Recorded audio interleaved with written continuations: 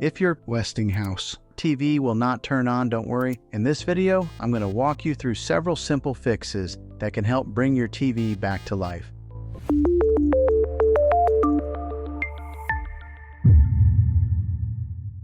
Many times the issue is something very small that can be resolved in just a few minutes. Let's start with the first and easiest thing to check. The first thing you want to do is confirm that your TV is actually receiving power. This might sound obvious, but loose power connections are one of the most common reasons a TV will not turn on. Take a moment to check the power cable behind your TV and make sure it is firmly plugged into both the television and the wall outlet. If the cable looks secure, try unplugging it completely and plugging it back in again. Sometimes simply reseating the power cable can restore the connection and allow the TV to power on normally. If the TV still does not turn on, the next thing to try is a power reset. This is a very common fix that works on many smart TVs. To perform a power reset, unplug the power cable from the wall outlet. After unplugging it, wait about 30 seconds.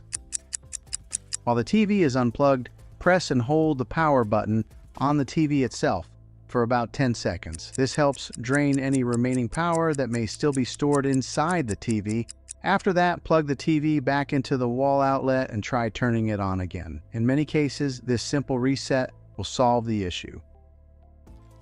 If your TV still will not turn on, the next thing you should check is the remote control. Sometimes the TV is actually fine, but the remote is the real problem.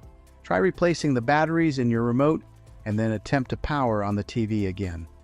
You can also try pressing the power button directly on the television itself. Most TVs have a physical power button located on the bottom, back, or side of the screen. If the TV turns on using the button on the television but not the remote, then the issue is most likely with the remote control rather than the TV. Another thing to check is the outlet your TV is plugged into. Occasionally, a wall outlet may stop working due to a tripped breaker or power strip issue. Try plugging the TV into a different outlet in your home to see if that restores power.